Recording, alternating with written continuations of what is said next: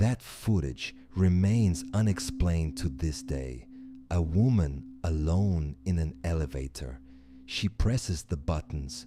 Quickly, the door is open but it doesn't close. She steps forward, then she looks outside as if she's avoiding something, but no one is there.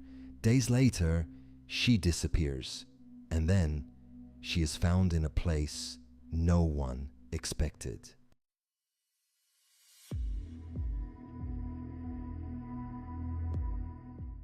Elisa Lam was staying at the Cecil Hotel in downtown Los Angeles. For years, this hotel had been linked to strange incidents. It already carried a dark reputation. During the day, it looked ordinary, but at night, everything changed. The hallways were quiet, the lights were dim. The building felt old and heavy. Worn walls, aging doors, endless corridors. It didn't feel like a hotel. It felt unsettling. Elisa was traveling alone. A new city, an unfamiliar place. She took photos and kept a record of her trip. At first, she stayed in a shared room, but after a few days, she moved. There were reports of problems with her roommates. After that, she stayed alone, and from that moment, something began to change. A quiet room, a silent night, and that hotel. What was she seeing in that place? That night, Elisa enters the elevator, and this becomes the last moment anyone ever sees her alive. The camera records everything, but it explains nothing. As soon as she steps inside, she presses the buttons, one, then another, then several more. Quickly, too quickly, not like someone choosing a floor, but like someone trying to escape. Her finger moves again and again, almost urgently. She steps back and waits, but the door doesn't close. Seconds pass, then more. Still, nothing. The door stays open, as if something is blocking it, but there is nothing there. No one, no movement, no reason. She steps forward again, slowly, carefully, and then she looks outside. Not casually, not briefly. She leans just enough to see, her body stiff, her head turning slightly as if she's checking if something is still there. But the hallway is empty. No footsteps, no shadow, no one. She steps back inside, and then her hands begin to move. Slowly at first, then more unnaturally. She gestures into the air as if someone is standing there, as if she's explaining something, or arguing, or pleading. Her fingers twist, her arms shift. Not random, but not normal. It doesn't look like panic. It looks like interaction. But there is no one. And still, the door doesn't close. The elevator waits, open, silent, watching. And then, just like that, she leaves. Out of frame, out of sight. And after that moment, she is never seen again. After that night, Elisa Lam disappears. She used to stay in contact with her family every single day without fail. But after that night, everything suddenly stops. No calls, no messages, and no trace of her. As time passes, concern slowly turns into certainty. Her family reports her missing and police begin investigating. They check hotel records, question staff, and review CCTV footage. But after the elevator, there is nothing. No record of her leaving, and no sign of her meeting anyone. Her belongings are still in her room. Her clothes, her bag, her personal items. Everything remains exactly as it was, as if only she vanished. There is just one problem. She is nowhere to be found. So, where did she go? As the investigation continues, the police make a decision. They release the elevator footage. It spreads quickly across the internet, and people begin watching it again and again. They pause, rewind, and zoom in, trying to understand what happened. Her gestures, her gaze, her movements, everything becomes a clue.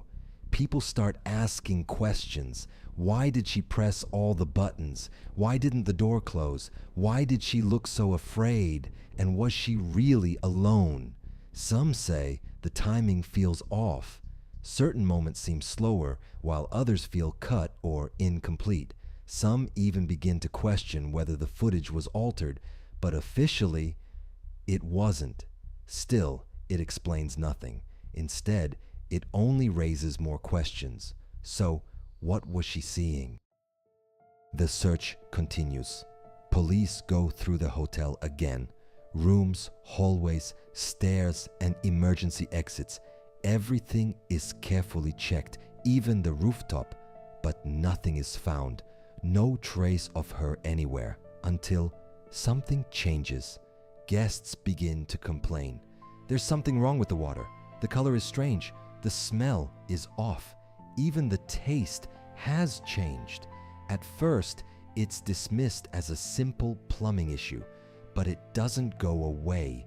It gets worse. People begin to feel uneasy because they had already been using that water. And until that moment, no one knew the source was right above them. A hotel worker is sent to the rooftop to check the water tanks. At first, it feels routine, nothing unusual, nothing urgent. He climbs higher and higher, away from the noise, away from the guests, until he reaches the rooftop. Open sky, cold air, silence. Several large tanks sit above the building, heavy, still, and unnoticed. He begins checking them one by one. He opens a lid, looks inside, closes it, and moves on. Again, nothing, just water, still and quiet. Then one tank. Something feels different. The lid is not fully closed, not sealed, just slightly open, enough to notice but easy to ignore. He pauses and looks at it. Something isn't right. He steps closer, slowly, carefully.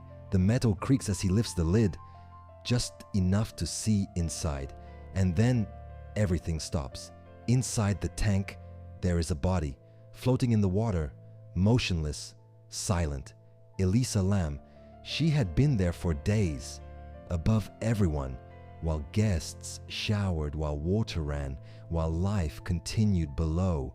No one knew, no one suspected, because she was hidden in the last place anyone would think to look. And this place was not easy to reach. The rooftop door was locked. An alarm system was in place. Any entry should have been detected. The tanks were tall and heavy, with no clear way to climb, no ladder, no easy access. And yet, she was inside, alone. Somehow she made it there. Or someone else put her there? And then, there is the lid. Some reports say it was open, others say it was closed. And if it was closed, then there is one question no one can answer. Who closed it? Officially, the case was ruled an accident. No crime, no suspect, and no evidence of outside involvement. According to the report, Elisa Lam went to the rooftop alone, entered the tank, and could not get out. That is the official version. But for many, that explanation isn't enough because of one thing, the video. Her behavior doesn't feel normal. She wasn't calm, and she wasn't simply confused. She looked afraid, alert and reactive, as if something was there, something we cannot see. Some suggest a psychological episode, a reaction to medication, or a break from reality. And yes, that could explain some things, but not everything. Not what we saw in the elevator, not the timing, and not the way the door stayed open, or the way she moved, and definitely not the rooftop, because reaching that rooftop was not simple. The door was locked, the alarm was active, and there is no footage of her going there. Not a single camera captured it. No hallway, no stairs, no exit, nothing. It's as if she vanished in one place and reappeared in another without a path, without a trace. And then there is the tank. Even if she reached it, getting inside was difficult. Getting out was almost impossible. And the lid remains the biggest question. Was it open or was it closed? If it was open, why? If it was closed, how? Because if it was closed, then she didn't close it. Which means someone else did. Or something happened that we still don't understand. And that is why this case remains not solved, not settled, but suspended, somewhere between explanation and mystery. This case seems to be over. Officially, it is. It was ruled an accident and the investigation ended. But the story didn't end. For one reason, that video, it still cannot be explained. What she was seeing and what she was avoiding, no one knows, and maybe we never will. That is why this case is still talked about, because it remains unexplained. This story ends here. But in the darkness, stories remain. Will you stay for the next one? Dark Case Hub.